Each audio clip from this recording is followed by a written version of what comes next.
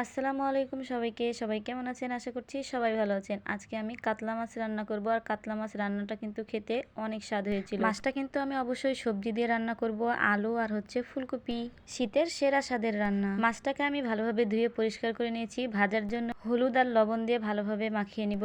ভাজার কিছুক্ষণ আগে এভাবে মাখিয়ে রেখে দিলে না সেই তরকারিটা খেতে কিন্তু অনেক বেশি মজা হয়। চুলাতে কড়াই বসিয়ে দিয়েছি। এখন তেলটা গরম হয়ে গেছে। এখন মাছগুলোকে একটা একটা করে ভেজে নিচ্ছি। আজকে কিন্তু মাছটা একটু কড়া করে ভাজবো আর একটু লাল লাল করে ভাজলে কিন্তু অনেক বেশি ভালো লাগে। এক পাশ ভালোভাবে ভাজা হয়ে গেছে। এখন মাছটাকে উল্টিয়ে দিলাম, আর এক পাশও লাল লাল করে ভেজে নিব। আমি কিন্তু দুইবারে মাছগুলো ভেজে নেই। একবারে এক পাশ যদি বেশি করে ভাজা হয়ে যায় তখন কিন্তু সেই মাছটা একটু শক্ত হয়ে যায়, আর এইভাবে হালকা হালকা করে দুইবারে ভেজে নিলে কিন্তু অনেক বেশি সফট আর নরম থাকে। মাছ ভাজা তেলের মধ্যে পেঁয়াজ কুচি আর কাঁচামরিচ কুচি দিয়ে দিয়েছি। এখন ভালোভাবে ভেজে নিব যতক্ষণ না পেঁয়াজের কাঁচা গন্ধটা চলে যায়। পেঁয়াজটাকে কিন্তু একদম লাল লাল করে ভেজে নিব, তাহলে কিন্তু তরকারির কালারটা অনেক বেশি সুন্দর হয়। পেঁয়াজটা লাল লাল করে ভাজা হয়ে গেছে। এখন কিন্তু বাটা মশলা দিয়ে দিব। এখানে 3 চামচের মতো আদা রসুন বাটা দিয়েছি।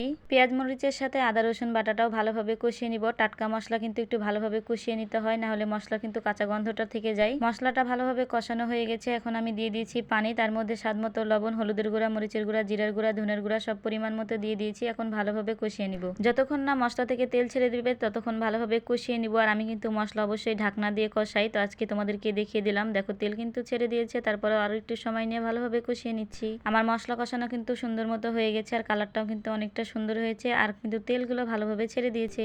আগে থেকে আমি ভালোভাবে আলু আর হচ্ছে ফুলকপিগুলো কেটে ধুয়ে রেখে দিয়েছিলাম, সেগুলো এখন মশলার মধ্যে দিয়ে দিচ্ছি। মশলার সাথে ভালোভাবে কষিয়ে নিব। মশলার সাথে সবজি ভালোভাবে কষিয়ে নিলে সে তরকারির কিন্তু স্বাদটা অনেক গুণ বেড়ে যায়, তাই আমি সবসময় মশলার সাথে কিন্তু এইভাবে তরকারিগুলোকে ভালোভাবে কষিয়ে নেই। যতক্ষণ না তেলটা ছেড়ে দিবে ততক্ষণ কিন্তু ভালোভাবে কষাতেই থাকবো। একটু নাড়াচাড়া করে কষিয়ে নিচ্ছি। এভাবে কিন্তু তরকারিটা অনেক বেশি সফট হয়ে যাবে, আর তখন কিন্তু অনেকটা দেখতেও একটু অন্যরকম কালার চলে আসবে, তখন কিন্তু অনেক সুন্দর লাগবে। তো দেখো কালারটা কিন্তু এখন চেঞ্জ হয়ে গেছে। তো আমি একটু সময় নিয়ে এভাবে তরকারিটা ভালোভাবে কষিয়ে নিলাম। এখন দিয়ে দিচ্ছি হচ্ছে পানি। পানির পরিমাণটা একটু বেশি দিলাম, কারণ আলু আর ফুলকপিটা সিদ্ধ হতে হবে, আর একটু ঝোল ঝোল রাখবো, যার কারণে পানির পরিমাণটা একটু বেশি দিয়েছি। এখন ঢাকনা দিয়ে ঢেকে দিলাম যতক্ষণ না বলক আসবে। তো কিছুক্ষণ পর যখন বলক চলে এসেছে, এখন আমি ভেজে রাখা মাছগুলো উপর থেকে দিয়ে দিচ্ছি, আর তারপরে কিছুক্ষণ নাড়াচাড়া করে দিব। এভাবে কিন্তু মাছের যে একটা স্বাদ তরকারির সাথে একদম ভালোভাবে মিশে যাবে, তখন কিন্তু খেতে আরো বেশি ভালো লাগবে। আর এই তরকারিটা কিন্তু গরম গরম খাওয়ার থেকে পরের দিন সকালবেলা খেলে আরো বেশি মজা লাগে, যার কারণে কিন্তু আজকে আমি একটু বেশি পরিমাণে রান্না করে রাখছি, যাতে গরম ভাতের সাথে এই ঠান্ডা ঠান্ডা তরকারি খেতে কিন্তু অসাধারণ লাগবে। যে উপকরণটা ছাড়া শীতের তরকারি কিন্তু রান্না একেবারে কমপ্লিট হয় না, সেটা হচ্ছে ধনের পাতা। তো উপর থেকে আমি কিছু পরিমাণ ধনের পাতা ছিটিয়ে দিয়েছি, আর আমার রান্নাটাও কিন্তু প্রায় কমপ্লিট হয়ে গেছে। এখন আমি কিন্তু জালটা অফ করে দিব। তো তোমাদেরকে একটু কাছ থেকে দেখিয়ে দিচ্ছি, তোমরা শুধু দেখো